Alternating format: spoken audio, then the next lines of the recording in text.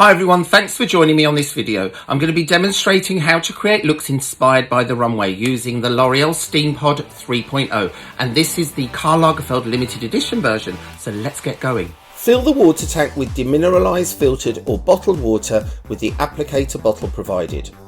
Once on, the small light on the Steampod body indicates that the Steampod is active. Choose the temperature according to your hair type. For this look, I'm going to be smoothing out type 4 afro textured hair on my model Eve today. Ideally, section your hair off starting in the nape of the neck. Place your first section of hair in the middle of the plaits in between the two arrows on the body. Your section shouldn't be too wide or too thick, and make sure that the arrows are pointing downwards while styling. Move the tool slowly down the section to get the best results, and when you reach the ends, slightly bevel the Steampod under for a more natural blow-dried look. With this hair type, I recommend combing through each section first to remove any tangles or knots. The detachable comb on the Steampod also helps to keep the sections smooth.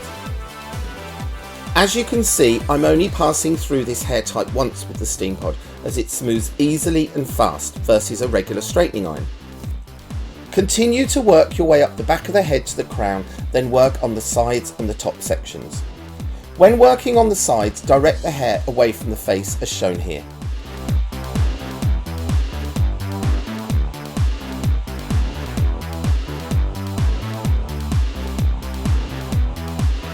I'm going to create a fringe on Eve, so I directed the front sections forward.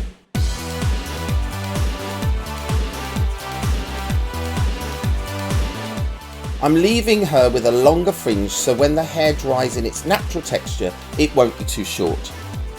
I'm point cutting the fringe, and I want it to be long, sitting just below the eyebrows. Once finished and cut, I'm adding a light shine spray, taking one side behind the ear, then layering with a light textured hairspray to finish. And there it is, from type 4 afro texture to a short, shiny, nonchalant bob. Gorgeous. Thanks for watching, and remember to press that little subscribe button if you want to see more of my gorgeous hair tutorials.